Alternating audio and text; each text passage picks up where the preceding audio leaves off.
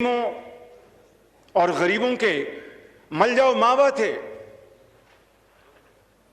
जनाब स्पीकर, आज हम यहां पर पाकिस्तान के अंदर कमर तोड़ महंगाई हो, और मैंने इसी फ्लोर पर 17 जून को मैंने आपकी खिदमत में ये अर्ज किया था जनाब स्पीकर कि ये बजट जो इस हुकूमत ने पेश किया वो सरासर फ्रॉड पर मबनी था। और मैंने आपको गुजारिश की थी कि ये जो कहते थे कि ये बजट टैक्स फ्री है, मैंने और काश ऐसा ना होता, मैंने गुजारिश की थी कि ये झूठ का पलंदा है और कई मिनी टैक्सेस आएंगे और आवाम के लिए जीना मुश्किल हो जाएगा। जहां स्पीकर, आपको याद है कि 3 दिन किस तरह ट्रेजरी बेंचेस से किताबों की शक्ल में ऑपोजिशन के सरों पर पत्थर मारे गए, गालियां दी गईं और गिरबान पकड़े गए। यहां स्पीकर, रियासत मदीना में तो इस तरह को कुछ सोच भी नहीं सकता था। हर एक को बात करने का पूरा हक हासिल था। और जहां स्पीकर, मैंने ये आपको गुजारिश की थी और मेरी दुआ थी कि I had been proven wrong, लेकिन बदकिस्मती से ऐसा ना हुआ और मिनी बजट के ऊपर मिनी बजट आया। और आज ये बात, ये मुअज़्ज़ज़ ऐवान नहीं, पूरा पाकिस्तान बच्चा बच्चा इस बात की गवाही दे रहा है कि ये 74 साल की बदतरीन हुकूमत आई है जिसने अवाम का सांस जीना छीन लिया है। जहां स्पीकर, देखिए, अभी 15 अक्टूबर को, कल 12 रबीउल अव्वल है, और 3 दिन पहले रियासत मदीना का दिन रात नाम लेने वाले उन्होंने फिर महंगाई का एक और सैलाब में आवाम को डुबो दिया है।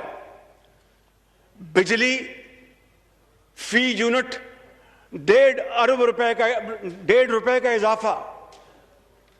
जहां स्पीकर, पेट्रोल, डीजल, मट्टी का तेल 10 से 12 रुपए फी लीटर का इजाफा, और बिजली के बिल बिजली बनकर आवाम पर गिर रहे हैं।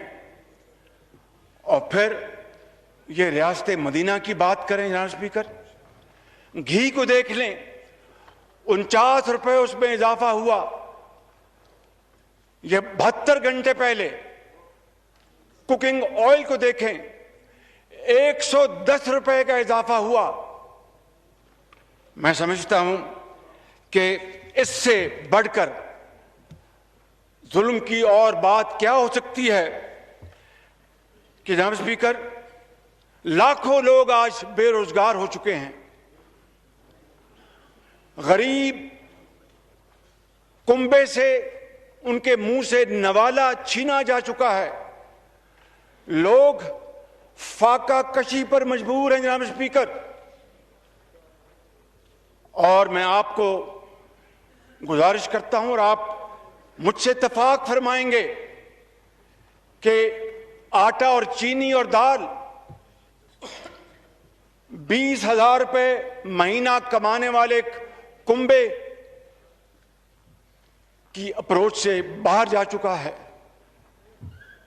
और 20,000 रुपए की तनख्वाह हो और बिजली और गैस का बिल 10,000 रुपए आ जाए, वो किस तरह अपने बच्चों के लिए एक वक्त की रोटी पूरी करेगा? वो किस तरह बीमार बेटी के लिए दवाई लेके आएगा जनाब स्पीकर, और वो किस तरह अपने बच्चों को जिस्म पर सादे कपड़े मुहैया करेगा। जनाब स्पीकर, देखती आंख ने और इन कानों ने इस तरह का महशर 74 साल में नहीं देखा। और IMF की जो कंडीशनैलिटीज हैं उसको पूरा करने के लिए इन्होंने एड़ी चोटी का जोर लगा दिया। लेकिन कल अखबारात में जनाब स्पीकर आप नजर डालें तो उसमें साफ लिखा है कि IMF अभी भी इनके साथ राजी नहीं हुआ और वो मजीद शिकंजे में लाना चाहता है। ये तो शिकंजे में है ही, पाकिस्तान के 22 करोड़ अवाम को शिकंजे में लाना चाहता है। जनाब स्पीकर, ये तबाही जो पूरे मुल्क में फैल चुकी है, इसका अंजाम क्या होगा? क्या ये तबाही रुक सकेगी या नहीं, ये तो अल्लाह ताला की जात जानती है। लेकिन ये हुकूमत पाकिस्तान को तबाही के दहाने पर ला चुकी है और नौज़ायदा बच्चों के मुंह से दूध वो छीना जा चुका है। जनाब speaker, no cross talk please. मैं फिर जनाब स्पीकर जी प्लीज। टेलीविजन पर तकारीर में कंटेनर पर खड़े होकर इमरान खान नियाजी साहब ने कहा कि जब बिजली और गैस के बिल में इजाफा होता है तो वो वजीर आज़म और हुकूमत चोर है। यहीं पर नहीं, यही नहीं जनाब स्पीकर, और ये भी कहा कि अगर डॉलर के मुकाबले में रुपए की कदर 1 रुपया कम हो जाए तो वो हुकूमत और वजीर आज़म चोर हैं। जनाब स्पीकर, यही नहीं, ये फरमाया इमरान खान नियाजी साहब ने। जनाब स्पीकर, या तो इनको आप खामोश करवाएं मगर ना करें। Order in the house please, order in the house. आप भी थोड़ा प्लीज जी प्लीज आप बात कर ले please. No cross talk please, no cross talk please. अब भाई साहब आप मुझे बताएं जनाब स्पीकर, आप please no cross talk please. मैं आपकी खिदमत में अर्ज करूंगा कि अगर अब अद्वियात की कीमतों में 500% इजाफा हो जाए तो आप फरमा दीजिएगा कि उस हुकूमत को आप क्या फरमाएंगे। अगर डॉलर रुपए के मुकाबले में 40% ऊपर चला जाए तो उस हुकूमत के बारे में आप क्या फरमाएंगे।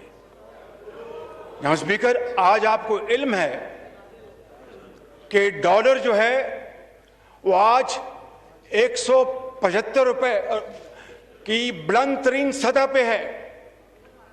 सिर्फ आज 2 रुपए का उसमें मजीद इजाफा हुआ।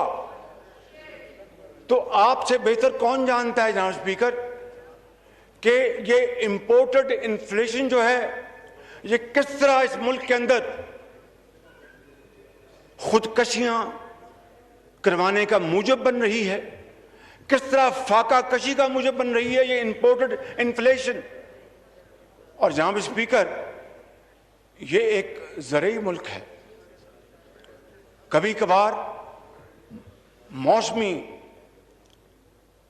और किसी आफत की वजह से काश्त फसल खराब हो सकती है, लेकिन अमूमन पाकिस्तान के अंदर गंदम चावल, गन्ना और दूसरी अजनास हमेशा विद सम एक्सेप्शंस वाफर मिकदार में रहीं। ना सिर्फ इस कौम, पूरी कौम को पेट पाला, बल्कि एक्सपोर्ट्स की। आज लाखों टन चीनी इंपोर्ट करने की जनाब वो टेंडर्स फ्लोट किए जा रहे हैं। चीनी आज जो 2018 में 52 रुपए थी, आज 120 रुपए किलो में नहीं मिलती। जनाब स्पीकर, लाइनें लगती हैं। आटा गरीब आदमी वो रोटी और प्याज और टमाटर के साथ गुजर बसर करता है और अल्लाह का शुक्र अदा करता है। इस हुकूमत ने उसको भी उनसे छीन लिया। जनाब स्पीकर, ऐसी हुकूमत के बारे में आप क्या हुक्म सादर फरमाएंगे? मैं समझता हूं कि इस वक्त गरीब, यतीम और बेवा से मुफ्त दवाई छीनकर उनको मौत के कुएं में धकेला जा रहा है। और जो फ्री टेस्ट होते थे, चाहे वो सीटी स्कैन है, चाहे वो एमआरआई है, और चाहे दूसरे मेडिकल टेस्ट और अद्वियात आला दर्जे की, वो गरीब आवाम को मुफ्त मुहैया होती, आज वो सब खत्म हो चुका। ऐसी हुकूमत को आप क्या कहेंगे? मैं वो अल्फाज अपनी जुबान पर नहीं लाऊंगा कि इसलिए कि ये माशरा इन 3.5 सालों में जितना जहरीला हो चुका है, उसको वापस उसके नॉर्मल सतह के ऊपर लाना जान जोखों का काम है। और जब कल हम उस अजीम हस्ती की यौम विलादत इंतहाई जोशो खरोश से मना रहे हैं, तो किसी सूरत भी मैं ऐसी बात नहीं करूंगा जिससे कि उनका पैगाम, उनका हुक्म, उस पर हंसना, उसकी खुदा ना खासा किसी तौर पर भी मैं समझता हूं कि गुस्ताखी ना हो। जनाब स्पीकर, आज मैं ये कहना चाहता हूं कि सदर मुमलिकत ने यहाँ पर तशरीफ लाए और आपने फरमाया कि इकॉनमी की सिमत दुरुस्त हो गई है। मैं नहीं समझता कि सदर मुमलिकत इतने बेखबर हैं कि इस मुल्क के अंदर तो लोग अब सफेद पोश भीख मांगने पर मजबूर हैं। क्या सदर मुमलिकत को यह नजर नहीं आया जनाब स्पीकर? और बिजली, गैस, मैंने कोई गैर पार्लियामेंट बात नहीं की। भाई साहब, आप इशारे ना करें, वो सारा अब प्लीज सर वो बातें कर रहे हैं, आपको नजर नहीं, आप प्लीज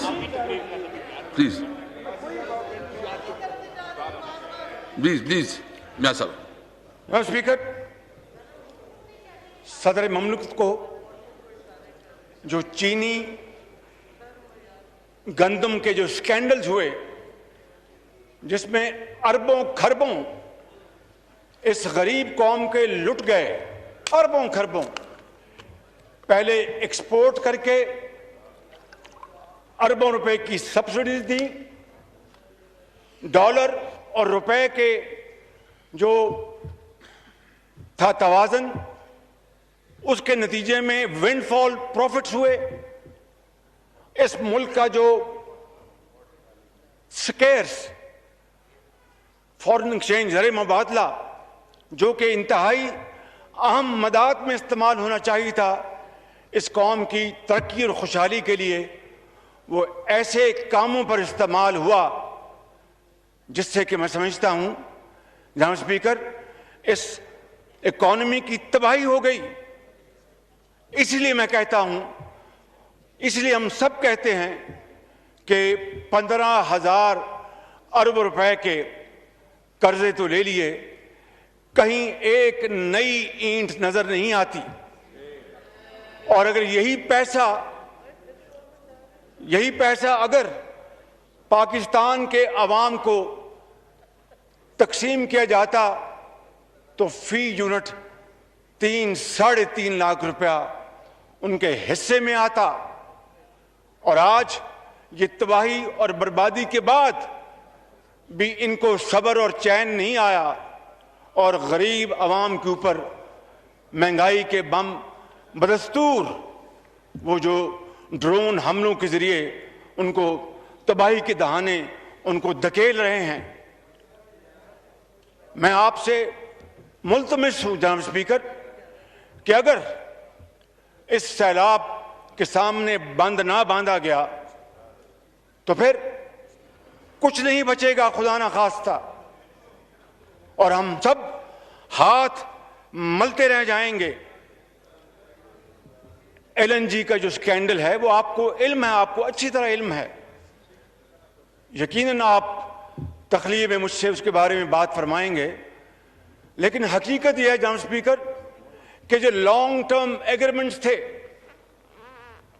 वो इस हुकूमत ने न जाने किन वजूहात पर उनके ऊपर अमल दरामद नहीं किया और कोशिश नहीं की, और इसमें किसका कसूर है, कौन इसका जिम्मेदार है? ना एलएनजी स्कैंडल जिसके बारे में इमरान खान नियाजी साहब ने बहुत talking at the top of his voice कि मैं नहीं छोड़ूंगा, मैं ये नहीं, मैं उसको नहीं छोड़ूंगा, उसको नहीं छोड़ूंगा। ये कई माह नहीं, अब साल से ऊपर गुजर गया, एक किसी को जिम्मेदार नहीं ठहराया गया, और उसका नतीजा क्या निकला जनाब स्पीकर कि आज नवाज शरीफ के दौर में जो एलएनजी $10 में पड़ती थी आज $56 में पड़ रही है, $56 में। No cross talk please, no cross talk please. जनाब स्पीकर, इससे इस कौम की इतनी तबाही हुई है, इकॉनमी की इतनी तबाही हुई है जिसका मैं और आप अंदाजा नहीं कर सकते जनाब स्पीकर।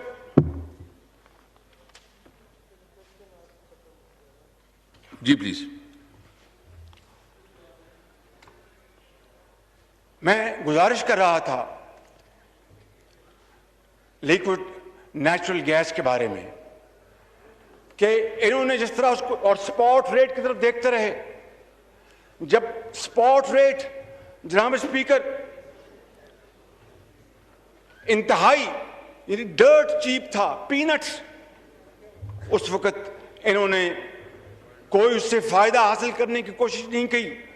हमारे हमसाया मुल्क ने वो जो स्पॉट रेट $4 का था या $5 का था, बेतहाशा एलएनजी खरीदी, और ये ना जाने किसका इंतजार करते रहे, कौन इनको एडवाइस कर रहा था, और फिर इन्होंने जो जदीद तरीन बिजली के प्लांट्स हैं उनको बंद कर दिया, और महंगा तरीन फर्नेस ऑयल और ऑयल की बुनियाद पर इन्होंने बिजली बनाई, जो आज हर लम्हे, हर घंटा, हर दिन, हर रात आवाम के ऊपर बम बरसा रही है। जनाब स्पीकर, मैं समझता हूं कि चूंकि इन्होंने आवाम की जिंदगी तंग कर दी है और आवाम को अपना जिस्म बरकरार रखना मुश्किल हो गया है, इसलिए जनाब स्पीकर गरीब, यतीम और बेवा के आंसुओं का इनको हिसाब देना पड़ेगा, और वो दिन दूर नहीं, इनको हर वक्त हिसाब देना पड़ेगा जनाब स्पीकर। और जनाब स्पीकर, कल जिस अजीम हस्ती का यौम विलादत है, उन्होंने तो दुनिया में वो पैगाम दिया, अब्दी पैगाम छोड़ा कि यतीमों, बेवाओं और गरीबों का हक सबसे अव्वल है, फाइक है, और इन्होंने जितनी गरीब मारी और लोगों को फाका कशी पर जो मजबूर किया है, जनाब स्पीकर, यकीन माने असरे हाजिर में इसकी कोई इससे बदतरीन मिसाल नहीं मिलती। जनाब स्पीकर, मैं ज्यादा वक्त नहीं लेना चाहता, सिर्फ ये कहना चाहता हूं कि इस कमर तोड़ महंगाई के खिलाफ हम सब ने कमर बांध ली है और